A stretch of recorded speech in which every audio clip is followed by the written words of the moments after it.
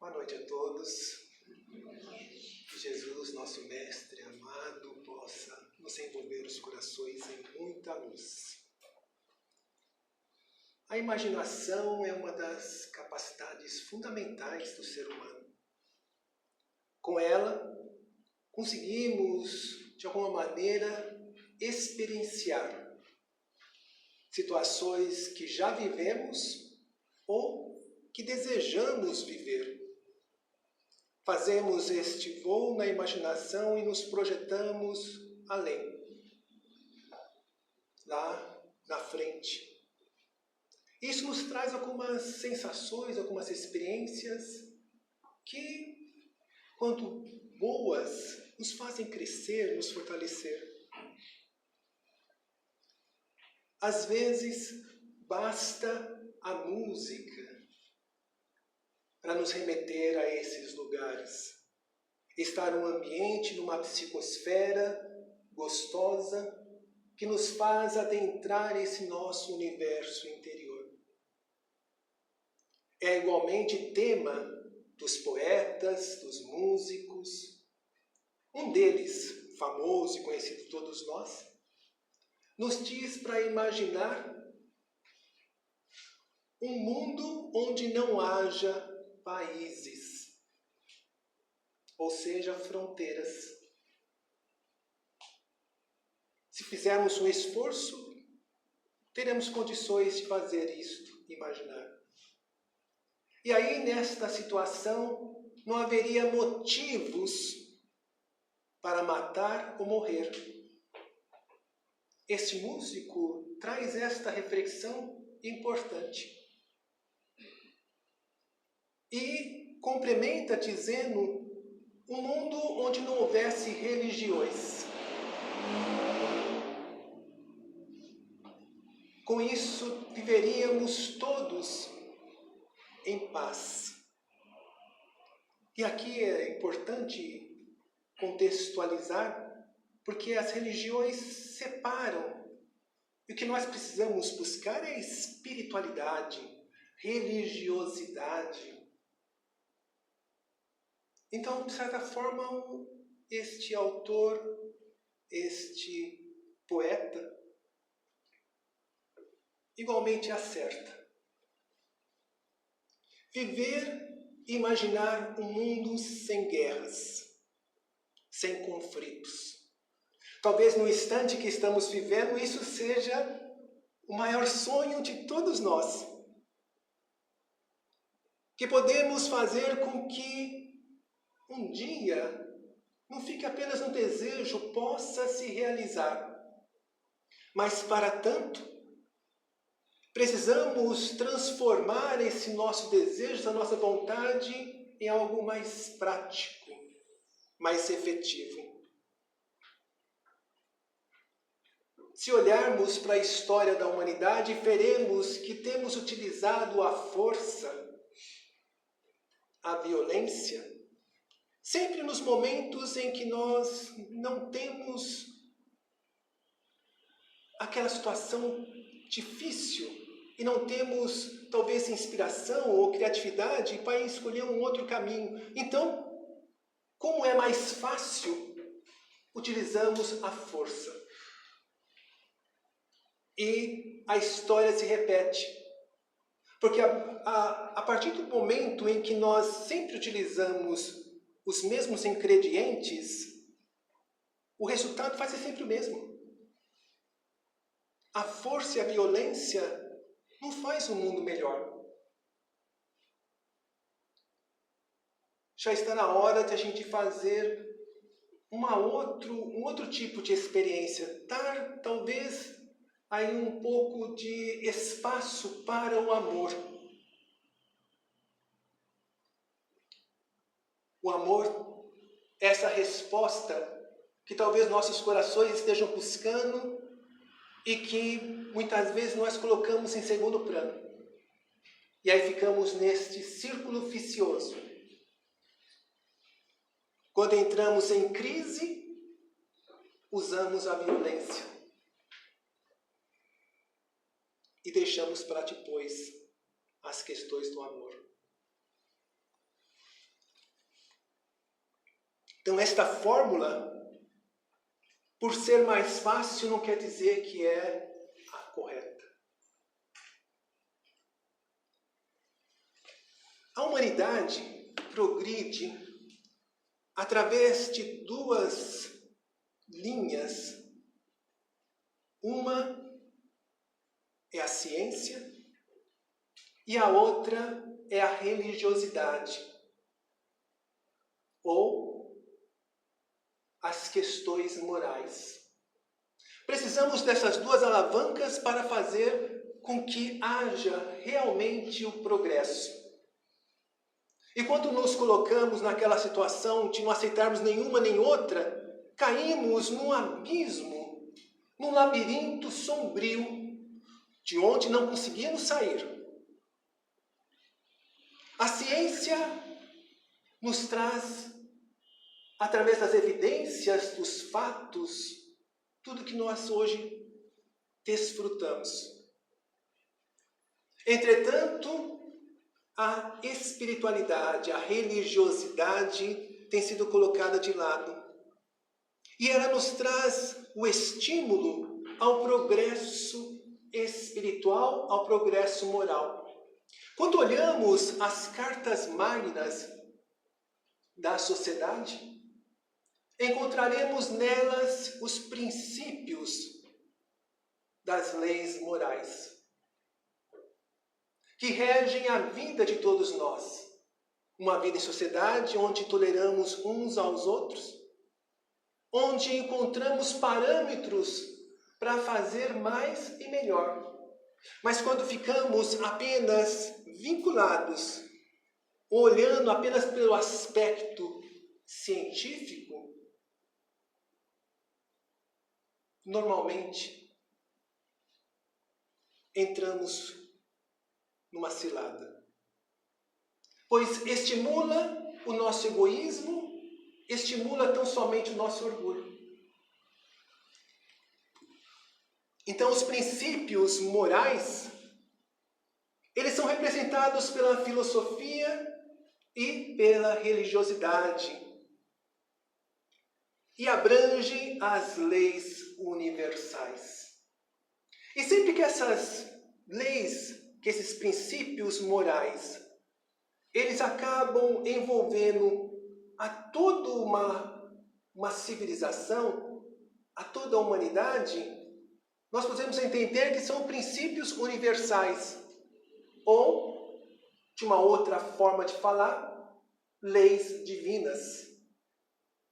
Nós precisamos delas para justamente fazer o lastro onde vamos construindo a sociedade, onde vamos tendo essa maneira gostosa de viver e alimentar essa nossa imaginação, que pode se tornar uma realidade cada vez mais. Os princípios morais não são monopólio de um único povo. Ele vem através de várias pessoas, de vários locais, que contribuem para que a gente possa entender e compreender esses princípios. Nós, seres humanos, não temos condições de criar estas leis que são da natureza, leis naturais, leis de Deus.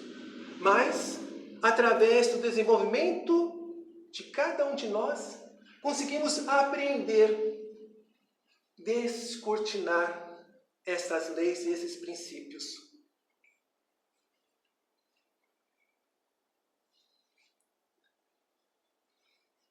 Quando uma sociedade rejeita esses princípios morais, a sociedade está dizendo que prefere viver na lei da selva. E a lei da selva é aquela onde prevalece a lei do mais forte. O nosso passado remoto, viemos destas situações. Só que, com certeza, acredito que nenhum de nós queira novamente revivê-la. Entretanto, há nichos na sociedade que ainda se deixam seduzir por esta forma. Mais uma vez, porque é mais fácil. e porque tem a força e o poder em suas mãos.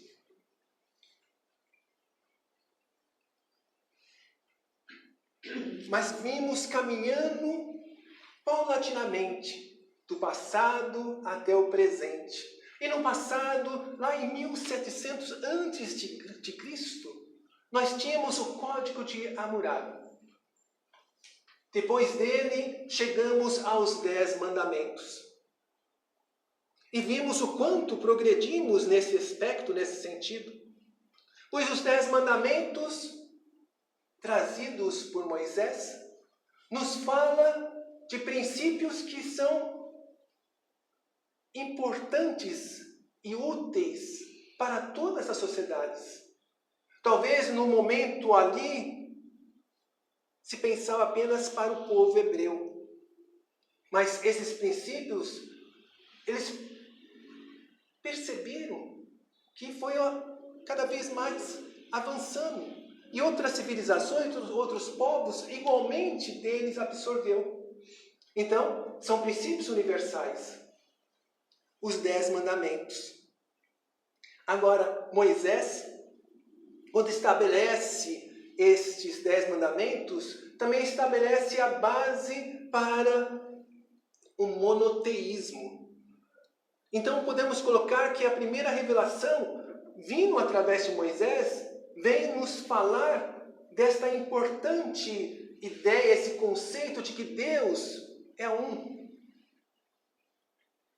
É um Deus não só dos hebreus, mas um Deus de toda a humanidade.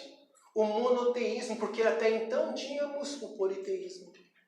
A crença em vários deuses. E com os 10 mandamentos, vamos aí estabelecer um código de moral que pode, então, nos dar a base de uma constituição humana viável para todos nós.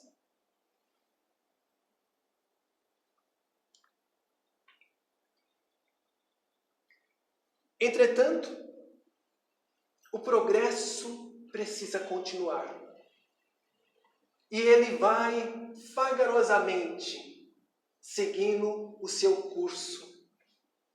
A humanidade precisava seguir adiante, e com o passar do tempo, novas revelações precisariam estar vindo.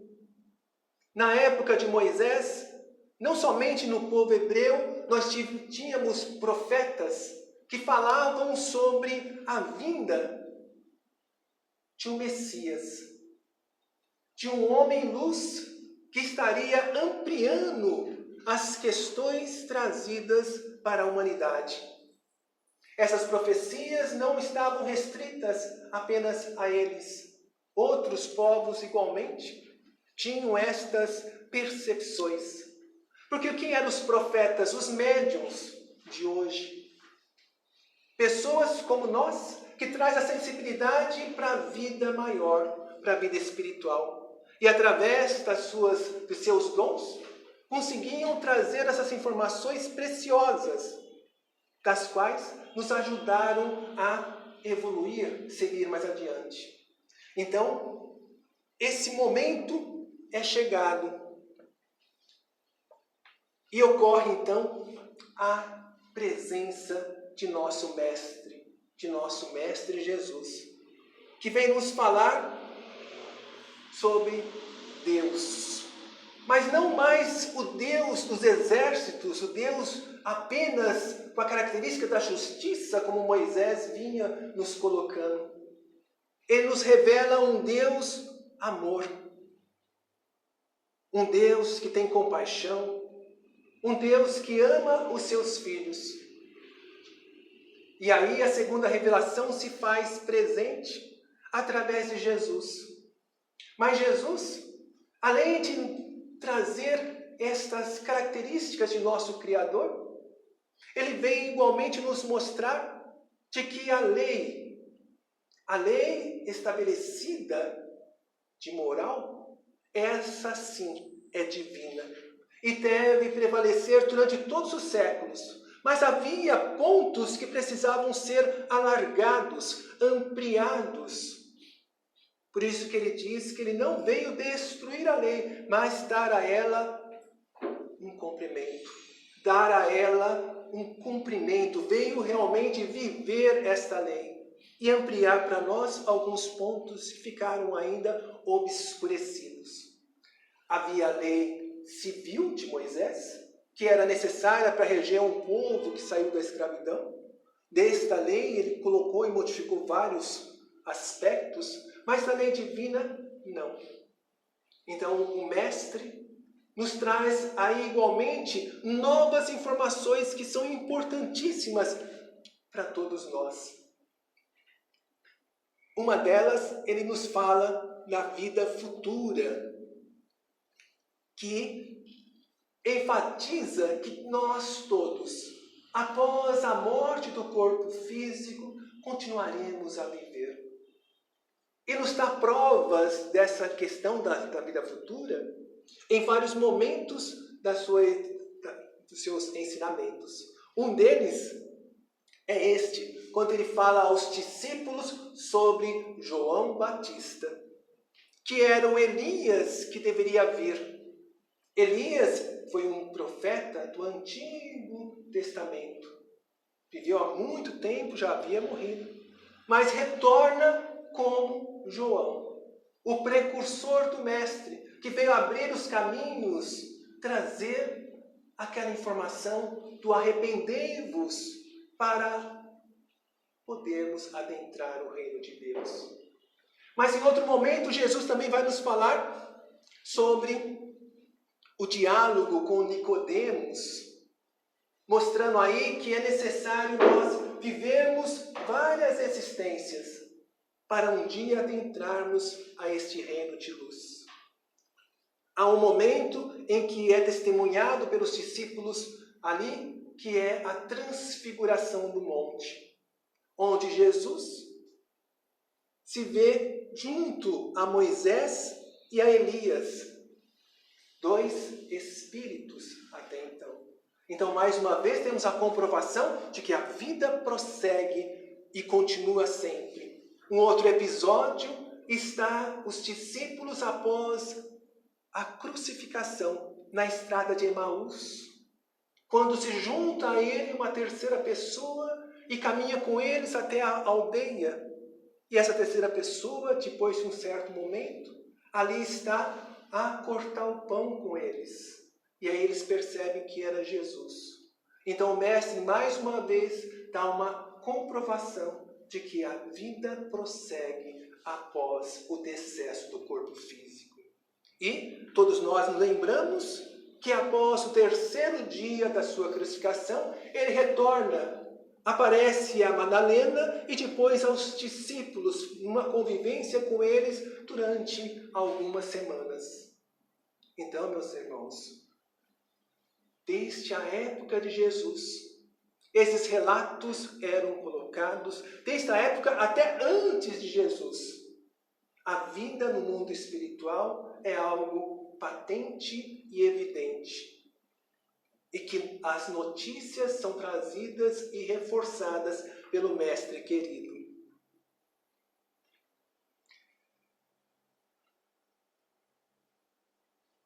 Entretanto, assim como ocorre a época antiga, o Mestre não tinha condições de explicar e nos falar de tudo. Ele permaneceu entre nós por 3 anos na sua vida pública. 3 anos apenas. Então era impossível se falar de todas as questões, de todas as dúvidas que nós trazíamos. Naquele momento, a gente retornando lá atrás, em que ele começa a preparar os discípulos para os acontecimentos que iriam depois ocorrer, que era a sua prisão e depois mais adiante a crucificação. Ele fala aos discípulos sobre alguns pontos que eram justamente os eventos que viriam a ocorrer daqui para frente. Nos mostrando que estas questões que ficaram abertas deveriam ter respostas futuras, mas que para tal precisaríamos então ter um maior amadurecimento. A gente vai encontrar esses pontos no Evangelho de João, capítulo 14, itens de 15 a 18, onde Jesus nos fala: se me amais, observais meus mandamentos, e eu rogarei ao Pai, e ele vos dará outro Consolador. Outro Consolador, quer dizer que havia um primeiro Consolador, que era o próprio Jesus, para estar com vocês para sempre. O Espírito da verdade que o mundo não pode acolher, porque não o vê nem o conhece. Vós o conheceis porque permaneceis convosco. Não vos deixarei órfãos, eu virei a vós. E mais adiante ele fala: o novo Consolador, o Espírito Santo, que o Pai enviará em meu nome, vos ensinará tudo e vos recordará de tudo o que eu vos falei. Então, para que a humanidade pudesse receber esse novo Consolador, era necessário amadurecermos, desenvolvermos algumas coisas importantes. A comunicação entre os continentes era uma dessas. A escrita igualmente. Em 1857, o novo Consolador vem à tona através do surgimento do Livro dos Espíritos. Aí se consolida a promessa do Mestre, que este novo Consolador, não se consubstanciando em figuras humanas como Moisés, a primeira revelação, Jesus, a segunda revelação, a terceira revelação ficaria conosco para sempre. E o nosso corpo tem data de validade. Então não poderia ser. Mas os Espíritos, que são as vozes que vêm do céu, sim, permanecem conosco durante todo o tempo. E encontraremos esta mensagem maravilhosa que está no Evangelho. Os Espíritos do Senhor, que são as virtudes dos céus, qual imenso exército que se movimenta ao receber as ordens do seu comando, espalham-se por toda a superfície da terra. E semelhante a estrelas cadentes, vem iluminar os caminhos e abrir os olhos aos cegos. Eu vos digo em verdade, que são chegados os tempos em que todas as coisas devem ser restabelecidas no seu verdadeiro sentido, para dissipar as trevas, confundir os orgulhosos e glorificar os justos.